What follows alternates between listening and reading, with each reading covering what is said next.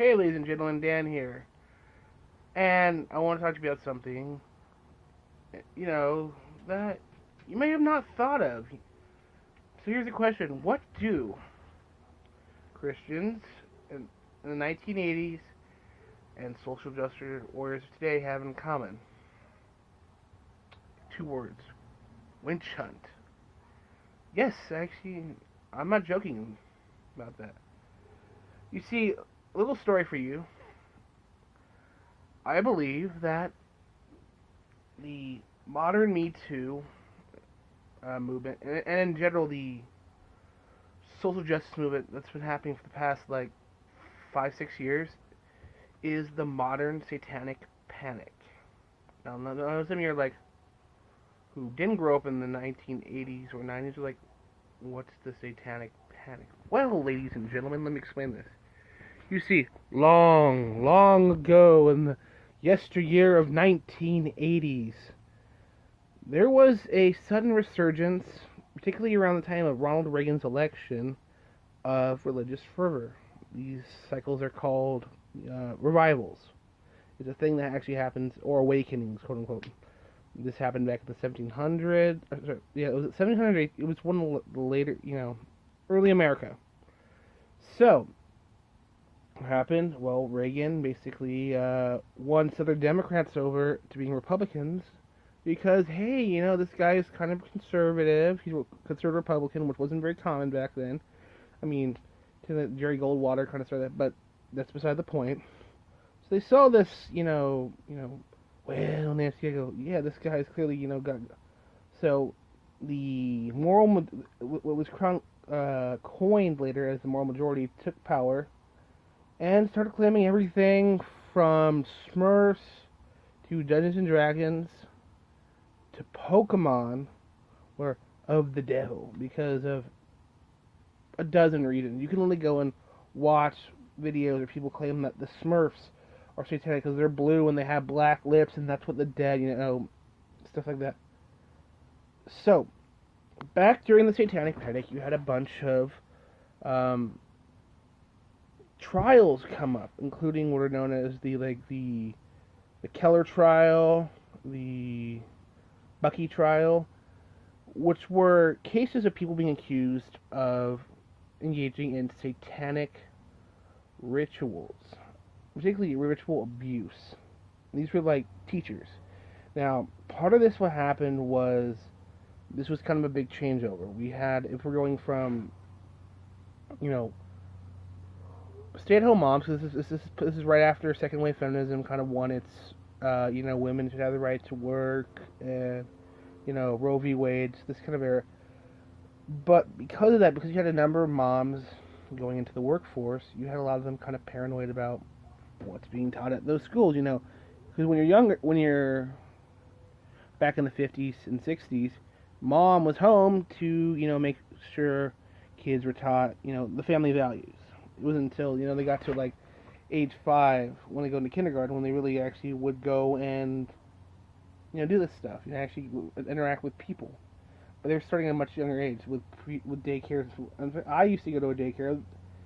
The thing was, it was family, so, different. But the point is that because of this, you had some people, including a mom who was schizophrenic, and this goes to the Bucky trial, where she accuses one of the teachers of a preschool of molesting. And now what happened is the media at the time was totally on board, just as they kind of are today.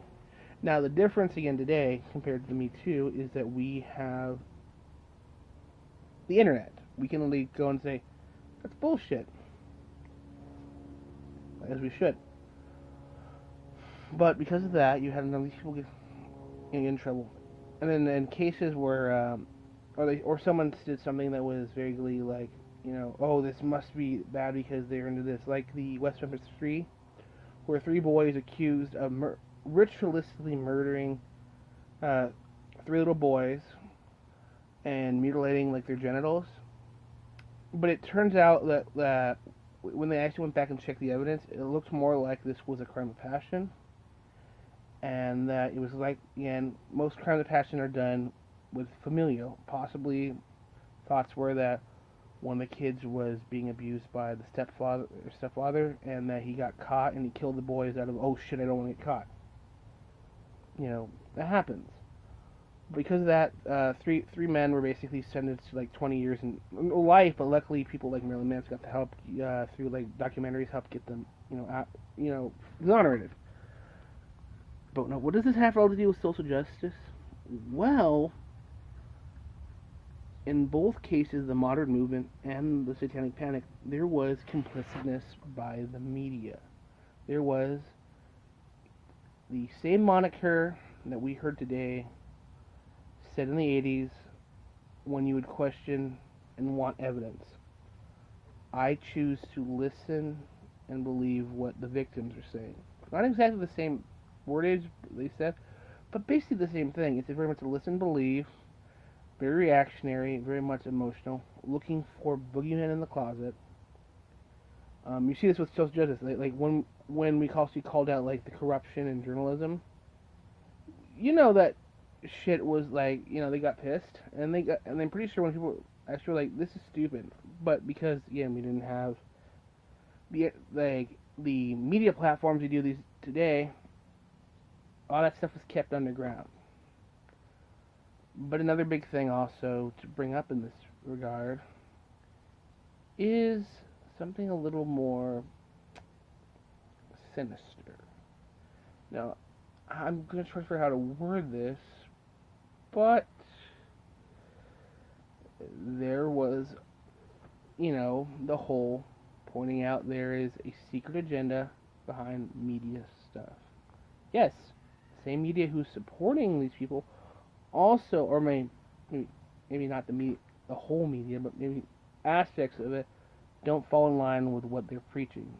In this case, again, the 80s it was D&D, Smurfs, 90s it was, like Yu-Gi-Oh! And freaking Pokemon, and fucking a bunch of other animes, because I think the Christians were really, at least these like Pat Robertson and Jerry Falwell types were very, xenophobic, to put it lightly. But the claims that there is a secret agenda behind this, where do we see this today? Anita, with her, let's look at, this. Oh, look at her ass. I'm like, that's how women walk. You don't understand physics and biokinetics. I think it's the right word. Basically, body movement. It honestly comes from a lack of understanding and also an agendizement. Seriously. The moral majority were mainly trying to gain more power, and also hold on to the power they already got. The social justice movement's doing the same thing. This goes back to what I kind of think is a lot of things, a lot of events, it has very much, have I been here before?